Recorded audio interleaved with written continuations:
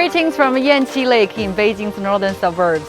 6 years ago, global leaders gathered here for the very first Belt and Road Forum in 2017. The exchange of ideas during this event really accelerated a transformative journey and left an indelible mark on the world stage. This year marks the 10th anniversary of the Belt and Road Initiative, a testament to global unity and cooperation. With connectivity as its main theme, the BRI is about building bridges, metaphorical and physical, connecting nations, cultures, and economies. What does the international community have to say about the progress made so far? And how are experts assessing this initiative? Today we're taking a deep dive into this program and trying to figure out what is this program and why did China launch it? Well, obviously the BRI was historic. It's transformative. In many respects, it was epic in the sense that it changed the directionality of development for the greater number of human beings in the world towards the road of development rather than the road toward more poverty and misery. It's a global community of shared future. I think that is one of the biggest big ideas that has been put forward on a strategic level this century. It's not just a concept. I think the global community of shared future is made very concrete by the Belt and Road Initiative. And China is conscious that it needs to do that not just for its own benefit, but for the benefit of the global community. China's Belt and Road Initiative, Lu, is perhaps the cornerstone, has been, of China's foreign policy and interaction with the world. It's a major vision because it addresses perhaps the world's biggest problem, which is economic inequality in the developing nations of the world, and particularly the poorest nations, those that need the most development. And China recognizes that infrastructure, roads, railways, power plants, telecom, are the critical factor in enabling a country. It's not the total solution, but it is the first solution. You know, I think the one that has struck me the most has been the Belt Road Initiative. This was a major change, so he really deserves to be commended for this. It's not a club. It's a set of relationships, a set of linked projects connected with each other. That's my understanding. In that sense, of course, it's very inclusive.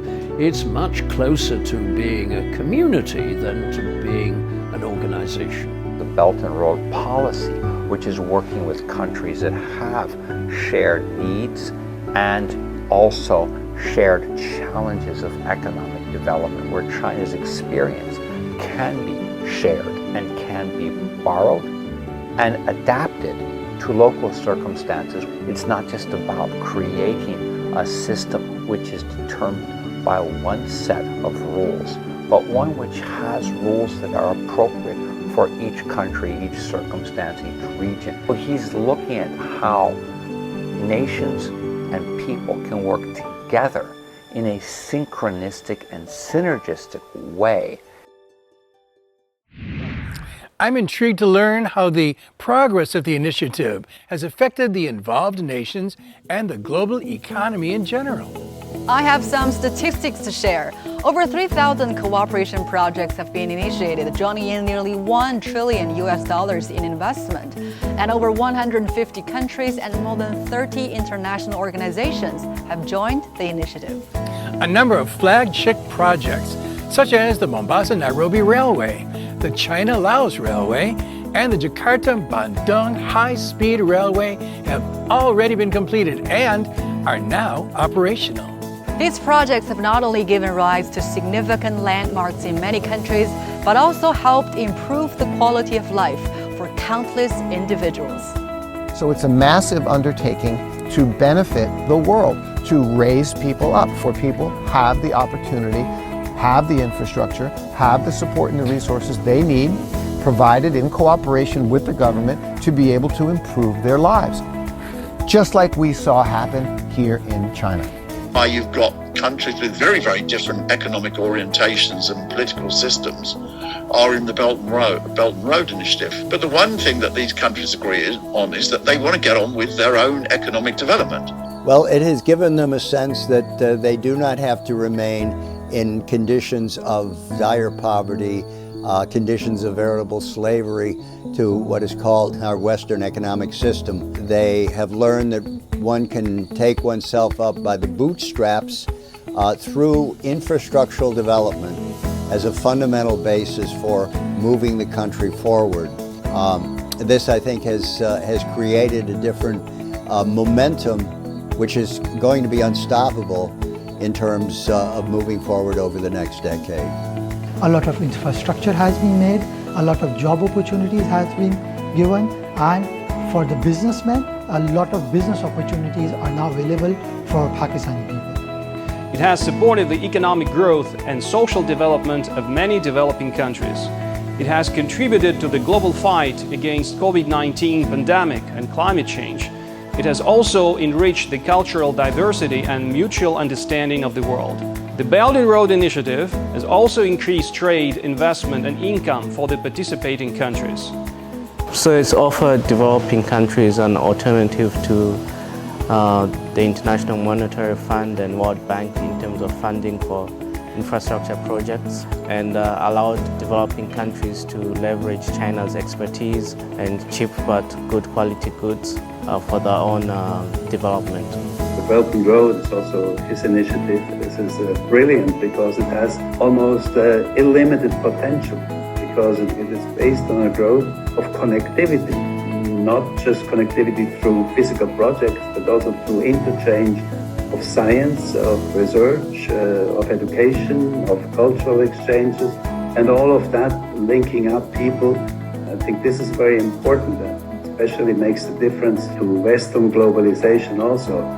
These countries maintain their sovereignty and will have their autonomous political and philosophical and scientific and social principles maintained, and at the same time developing economics directly through projects, physical projects, or indirectly by bringing people to a higher level of understanding each other and a higher level of education, so that they by themselves will develop internally further growth motives. The big picture, the Belt and Road, the foundation of the Belt and Road is to give the first step in for developing countries to grow. But it's not the only step. And so more recently, in the last couple of years, China, President Xi announced the Global Development Initiative, which uses the infrastructure now to do various specific things like special economic zones, which of course China is the world's expert on, promoting healthcare, education. All of these other kinds of things are built on the Belt and Road infrastructure that has occurred. So it's a very natural progression from the Belt and Road, which continues, to now the Global Development Initiative, and then ultimately the Global Civilization Initiative, which takes a broader vision of each of these countries working together. So it's a very coherent strategy. And I think in 10 years' time it'll be even more important, because it corresponds to the desire of the great majority of the world's countries to develop themselves. The Western nations, which had long prided themselves on being the implementers of development for the rest of the world, have shown themselves to be relatively bankrupt in that respect. China, which was a newcomer on the development scene, has shown the way forward. Belt and Road Initiative is a voluntary and cooperative initiative that respects the diversity and sovereignty of each country. The Belt and Road Initiative projects are based on mutual consultation and agreement between China and the host countries. China does not impose its will or conditions on other countries. I think China's goal is to promote a fairer world in developing countries having a bigger say, and it's not necessarily a bad thing. So people should be supporting this shift in the world. The principles of the Belt and Road Initiative are win-win cooperation, mutual consultation, and coordination between the development plans of the BRI and the plans that have been developed within the nations themselves. It is a collaborative effort. It is based on the notion of equality and equal opportunity and mutual benefit. The Belt and Road Initiative is a global initiative that covers more than 150 countries across Asia, Africa, Europe, and Latin America. It is not aimed at any specific region or country. It is open and inclusive to all countries and regions that share the same vision and goals of the Belt and Road Initiative. China wants the world economy to grow fast, which means that the countries in the Belt and Road need to grow fast. Is China trying to win out of this situation? Certainly it's trying to win. But it's trying to win not at the expense of other countries, in that it's a win-win for other countries.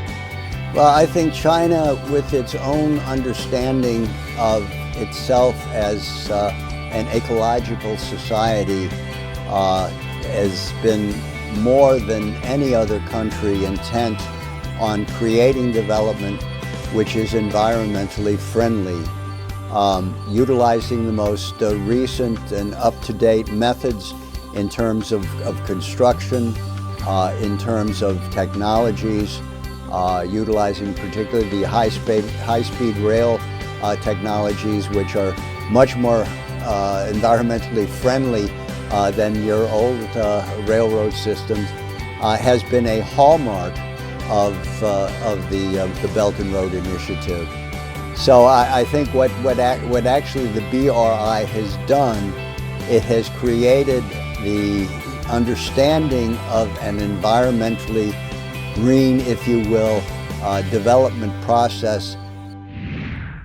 It seems that the BRI has, over the past decade, propelled nations towards sustainable growth, stimulating infrastructure development, trade facilitation, and cultural exchanges. Has the initiative fostered a suitable development model for politically and economically diverse countries? Instead of participating with China in a way that would be relevant to their using their own capabilities to help in raising the mass of humanity up to a level of modernity, they have chosen to attack China for what they're doing, trying to pose so-called alternatives to that, which really have never shown themselves as a real physical alternative. It's a matter of the West sees itself as determining the history of the world. But as we see today, the Global South is now rising on the basis of the confidence that has been instilled in it by the effective work of the BRI, by the development of China as a major force in the world. I think we have to understand that BRI is one component of what China calls major country diplomacy, and it links fundamentally to these ambitions for mutual development, peace and prosperity, but also what Xi Jinping terms building a shared future for humanity. In the past decade, we have witnessed a tapestry of remarkable achievements. The roads, bridges, ports, and railways have turbocharged economies, created jobs, elevated millions from poverty, embodying the spirit of cooperation and progress. To mark the BRI's 10th anniversary, China is hosting the 3rd Belt and Road Forum for International Cooperation, with participation of over 140 countries and numerous international organizations. It's a vital platform for further high-quality cooperation planning. As the next chapter of BRI unfolds, it reaffirms a commitment to a better future, one where prosperity and progress are shared by all.